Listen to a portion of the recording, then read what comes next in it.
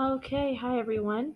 So today I'll be doing a book review on Flip Your Classroom with the subtitle Reach Every Student in Every Class Every Day. This book was written by Jonathan Bergman and Aaron Sams. Aaron Sams is on the left there and Jonathan Bergman on the right. Some stuff about them so you can decide if they matter to you enough to read a book they wrote. They were chemistry teachers at the same school. They're both really qualified. Both have been nominated for the Excellence in Math or have won the Excellence in Math and Science Teaching Award. Berman was a Colorado Teacher of the Year semifinalist, and Sams was the co-chair to revise Colorado science standards. So they're well respected in their craft, and they're really the ones who made flipped classroom as popular as it is.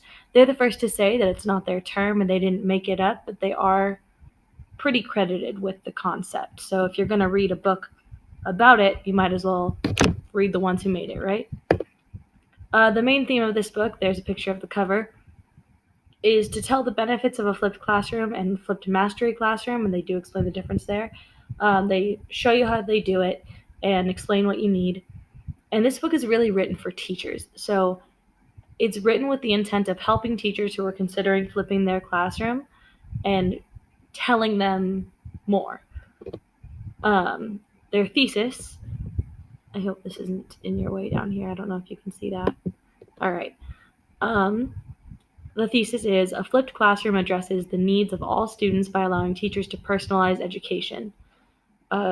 Personalizing education and individualizing it is a really big theme of what schools are going for right now, because everyone's realizing that you can't just put students in a box and make them all learn one way. It just doesn't work anymore.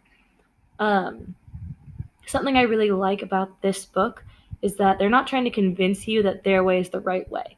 They're sharing what they had happen, what they did, and telling you you can learn from our mistakes, you can do it, you cannot.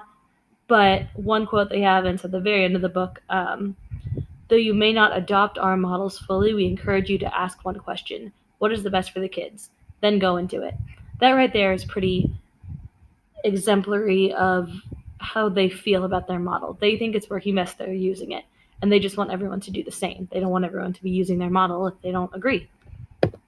So a quick summary of the book. It explains a flipped classroom, and a little definition there for you is the students watch a lecture and take notes as homework, or it doesn't have to be a video. Whatever it is, they're learning the information of the lecture at home. And then they come to class and they're doing projects and classworks and different ways of learning to implement what they did at home.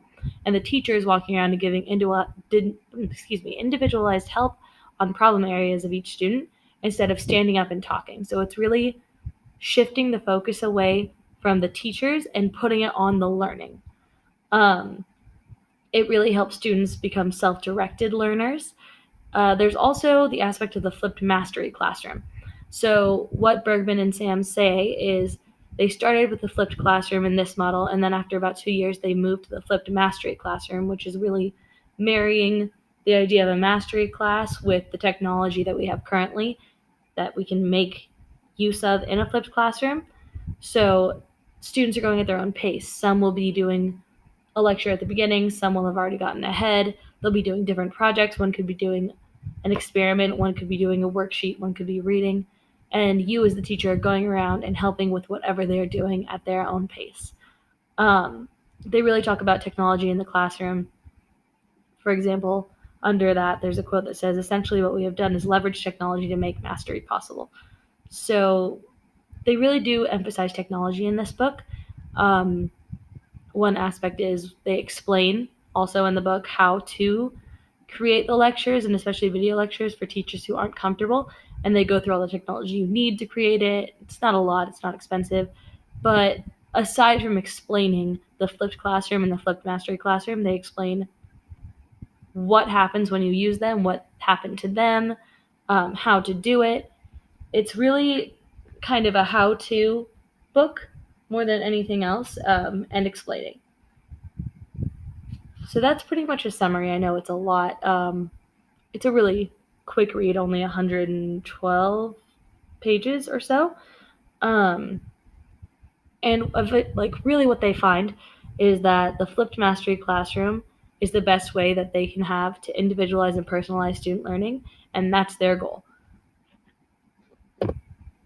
So some analysis. The positives. It provided great instruction on how to implement a flipped classroom and why it's good for students. That was just like shown from every angle that they could, and they were also very honest. They told when something didn't work or how they made a ton of mistakes to get there because they didn't look ahead or try to read other people's works on it. They just did it.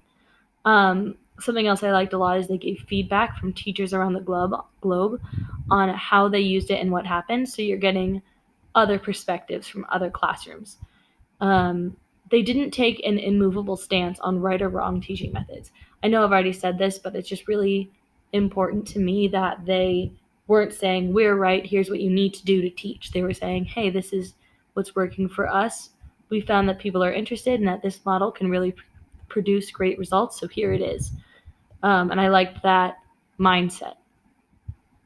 They gave really strong arguments, though, still for the flipped classroom and the flipped mastery classroom. They were showing why it worked, and it was really informative. Also, just I added a quote of something I liked that kind of made sense to me as to why a flipped classroom would be great, which is, I believe it was Sam's who says, the time when students really need me physically present is when they get stuck and need my individual help. They don't need me there in the room with them to yak at them and give them content. They can receive content on their own, which is why they really started the flipped classroom. So on to some negatives about the book and the method in general. The first is just about the flipped classroom, and this is what I've been wondering since we started learning it in class, has been my main issue. What about the students who didn't do the homework? If they didn't watch the videos or do the lectures, then they completely lose out on the next day of class and are behind. That really is the one thing that's bothered me about the model the whole time. So in the book, I was looking for an answer, and they gave it. Flip it back. If this happens, then you put the student kind of on a traditional path instead. They said that they have 2 or 3 computers in the back of the room, and the student during the class has to go to the computers and watch the videos and do what the homework was. And now that classwork where everyone else is getting help, they have to do on their own for homework. And typically this leads to the students wanting to move back because they realize, oh wow, this is harder. And I was just trying to be lazy by not doing it, and I just got worse.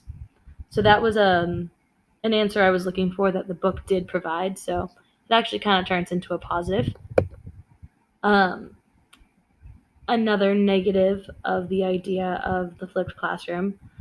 I've liked the idea of it since we began learning, but my issue has been with how much technology should be used in the classroom. While I believe we need to incorporate it to stay relevant and move forward, should we perpetuate screen culture and the lack of human interaction that comes with it? I think this is a concern of a lot of teachers.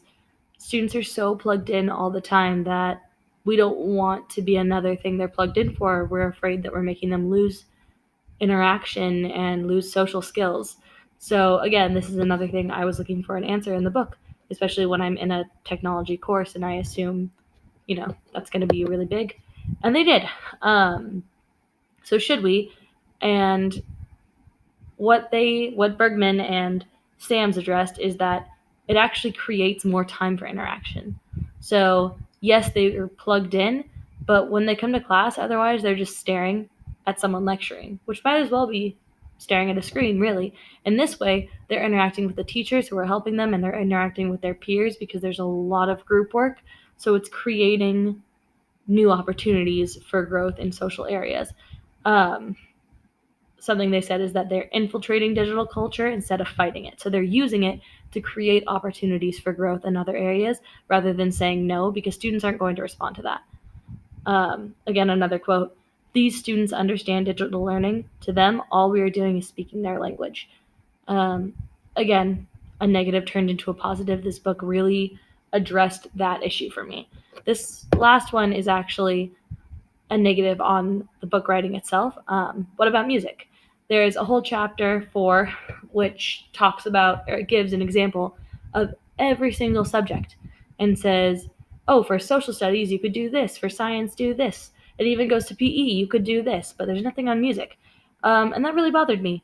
as someone studying to teach music, I feel like the flipped classroom could work so well. I even showed a picture. This is a classroom that I had, or it looks like a classroom that I've had before, where students have a keyboard and a computer at their desk and they're using it for their work in class. And that felt a little incomplete to me. I think that if you're going to list all the subjects, you shouldn't leave one out that I think could benefit from the same model. That turned me off a little bit. But that's the only real negative I had. Like I said, those other two were questions that I wanted answers, and the book gave them to me. Um, it really turned me into a pro for technology in the classroom. I have been kind of struggling with it, and especially while taking a technology class, I found a lot of cool things I could use, but I just wasn't sure how much I wanted. Um, but I think it really shows what good it can do. Having a flipped mastery classroom is so powerful of an educational tool, and you couldn't make that possible without technology. So overall, I would say any teacher who is considering a flipped classroom model should read this book. They wrote it for teachers and with only the student's ability to learn in mind. It was really their main goal. So I think if you're looking for a book on that, then this is a great choice for you. Hope this helped any questions you guys had or just got you interested in the model because I'm really excited to use it. Thanks for watching.